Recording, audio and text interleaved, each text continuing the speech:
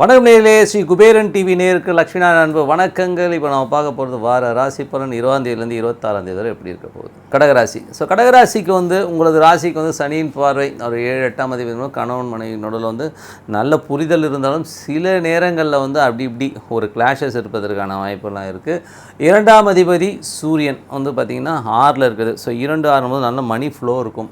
நல்ல குடும்பத்தில் சின்ன சின்ன விஷயங்களும் பணம் தேவைகளுக்கு அருமையாக கிடைக்கிறதுக்கான வாய்ப்பு இருக்குது.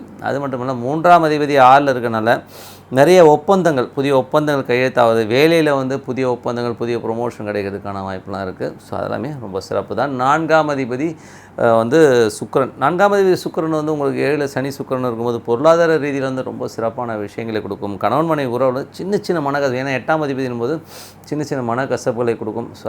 அதனால் ஒன்றும் ப்ராப்ளம்லாம் கிடையாது. ஏன்னா அவரே 7ஆம் அதிபதி என்பது பட்டுதல் பாசங்கள்லாம் இருக்கும். பட் சமயத்தில் சின்ன சின்ன ஒரு உட்பூசல்கள், சின்ன சின்ன வாக்குவாதங்கள்லாம் இருக்கும். அதெல்லாம் சனினாலே சின்ன கசப்புகளை ஏற்படுத்தும். பட் இருந்தாலும் நல்ல விஷயங்கள், நல்ல மாற்றங்கள் தான் நடக்கும். ஒன்றும் பயப்படுற மாதிரிலாம் இல்லை. என்ன காலையில் சண்டை போட்டு சாயங்காலம் சேர்ந்துக்கிறது தான், அவ்வளோதான். அப்படி தான் போகும். ஒன்றும் பெரிய ப்ராப்ளம்லாம் கிடையாது. பெருசாக எடுத்துக்காதீங்க. லைஃப்பில் ரொம்ப பெருசாக நம்ம எக்ஸ்பெக்டேஷனில் போனோம்னா அது அவ்வளோ பெருசாக இருக்காது. என்னை பொறுத்தவரை லேட்டஸ்ட்டாக ஒருத்தர் ஒரு பிரச்சனை ஒன்று பார்த்தோம். அப்போ சொன்னேன் நான், இந்த புதுசாக கல்யாணம் பண்ணவர் தான். அப்படி பண்ணும்போது அவர் என்ன சொல்கிறாரு, அவர் என்கிட்ட ஒன்றுமே சொல்ல, எனக்கு ரொம்ப விரக்தியாக இருக்குது அப்படின்னாரு. அப்போ நான் சொன்னேன், இல்லைங்க, அவங்க ஃப்ரெண்டுங்களோட இந்த பொண்ணு கம்பேர் பண்ணி அது மனசை போட்டு கெடுத்துக்குது. இதுதான் விஷயம். அதனால் உங்களை போட்டு ரொம்ப தொல்லை பண்ணுது. எங்கள் ஃப்ரெண்டுங்கள்லாம் இப்படி இருக்காங்க, அப்படி இப்போ இருக்காங்கன்னு. அவங்கவுங்க லைஃப் அவங்கவுங்க வாழணும். நம்ம கிடைச்ச லைஃப் நம்ம வாழணுன்றது எல்லாருமே புரிஞ்சுக்கணும். நம்ம என்ன நினைக்கிறோம், அவனை மாதிரி இல்லை, இவனை மாதிரி இல்லை, நம்மளாவே இருப்போம் தலைவர், ஜாலியாக இருப்போம். ஏன்னா மற்றவங்கள பார்த்து நமக்கு ஒன்றுமே ஆக போகிறதில்ல. அதனால் நம்ம நம்மளை பார்த்து நம்ம சந்தோஷமாக இருப்போம். அதுக்கு என்ன தேவையோ அதுக்காக உழைப்போம், அதுக்காக சந்தோஷமாக இருப்போம். அதை விட்டு என்னை பொறுத்தவரை பேசிக்காக 3 வேளை சாப்பாடு, நல்ல ஒரு வேளை தூக்கம் இருந்தாலே நல்ல லைஃப்னு சொல்லுவேன் நான். அதை விட்டுட்டு தேவையில்லாத விஷயங்கள், அவன் இப்படி வாங்கிட்டான், அவன் அதை பண்ணிட்டான், இது பண்ணிட்டான்னு சொல்லி அந்த கம்பாரிசத்தில் போய் மூளை குழம்பிக்காமல் இருக்கணும் அப்படிங்கிறது தான். ஏன் சொல்ல வரேன்னா, இப்போது அந்த மாதிரி சொல்ல, ஏன்னா 8ஆம் அதிபதியின் போது அந்த எதிர்பார்ப்புகளை அதிகமாக தூண்டி விடுறதுனால அந்த மாதிரி விஷயங்கள்லாம் இருக்கும். அதனால் எதிர்பார்ப்புகளை கம்மி பண்ணிக்கிங்க. அதே நேரத்தில் 4ஆம் அதிபதி 7ல் இருக்கனால தந்தை தாயினால் உங்களுக்கு நல்ல ஒரு நல்ல கிரிப்னஸ் கிடைக்கும். அம்மா உங்களுக்கு நல்ல ஒரு பண்ணி கூட பார்ப்பாங்க. அவங்களும் சமையல் திட்டுவாங்க. பட் இருந்தாலும் ஓகே.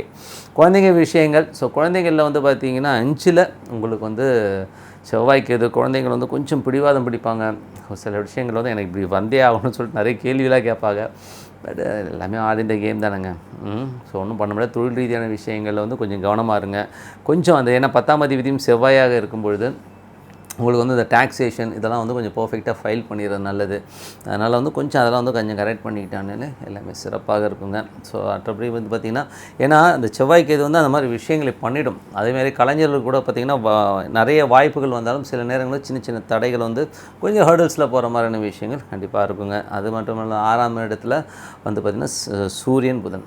சூரியன் புதன் 2ஆம் அதிபதி 6ல் இருக்கும்போது நல்ல ரொட்டேஷன், நல்ல ஒரு ஃபண்ட் ரொட்டேஷன்ஸ் எல்லாமே நல்லாயிருக்கும். 3ஆம் அதிபதி 6ல் இருக்கும்போது நிலத்தை அடமான வைக்கிறதோ, அந்த மாதிரி விஷயங்கள், புதிய ஒப்பந்தங்கள் கையெழுத்தாகிறது, வேலையில் மாற்றங்கள், சின்ன சின்ன வேறு இடத்துக்கு மாற்றமாகிறது, இதெல்லாமே எதிர்பார்க்கலாம். 7ல் உங்களுக்கு சனி சுக்கிரன் இருக்கும்போது நல்ல இடம் வாங்கணும்னு நினச்சிருந்தா நல்ல இடம் வாங்குறதுக்கான வாய்ப்புகள்லாம் இருக்குது. அதே நேரத்தில் உங்களுக்கு 11ஆம் அதிபதியாகவும் அவர் பாதகாதிபதியும் வரனால நிறைய எதிர்பார்ப்புகள், 8ஆம் அதிபதி சம்மந்தப்படும் நிறைய எதிர்பார்த்து எனக்கு அப்படி வேணும் இப்படி வேணும்னு சொல்லி பெரிய மனக்கோட்டைகளை கட்டாதீங்க.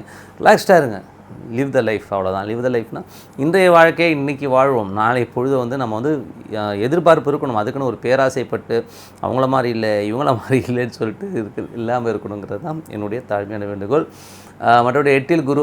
8ல் குரு இருக்கிறது 9ஆம் தேதி 8ல் இருக்கும்போது அப்பா விஷயங்கள் ஒரு சின்ன சின்ன தடைகள், சின்ன சின்ன டென்ஷன்ஸ் இருக்கும். வேலையில் கொஞ்சம் வேலை பலுக்கள் இருக்கும். ஏன்னா அவர் உங்களுக்கு 6ஆம் அதிபதியாக வரும்போது வேலையில் கொஞ்சம் வேலை பலுக்கள் அதிகமாக இருக்கும். கொஞ்சம் ஸ்ட்ரெஸ் போகும், அவ்வளோதான். மற்றபடி வேறு ஒன்றும் பெரிய ப்ராப்ளம்லாம் வராது.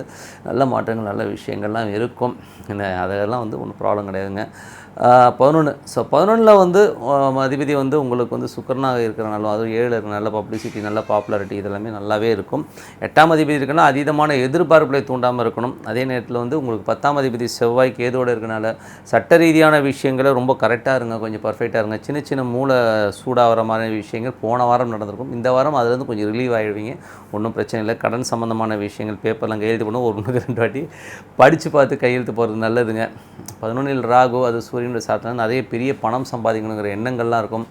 மூத்த சகோதரர்கள் நல்ல ஒரு வாய்ப்பு கிடைப்பதற்கான வாய்ப்புகள், அவர் நல்ல செட்டில் ஆகும், நீங்கள் வந்து அவரை பார்த்து நம்மளும் வரணும் அப்படிங்கிற ஒரு எண்ணங்கள்லாம் நிறையா இருக்குங்க. ஸோ நல்ல விஷயங்கள் நல்ல மாற்றங்களாக இருக்குன்னு சொல்லிட்டு உங்களிடம் விடைபெறுவது உங்கள் லட்சுமி நாராயணன். நன்றி, வணக்கம்.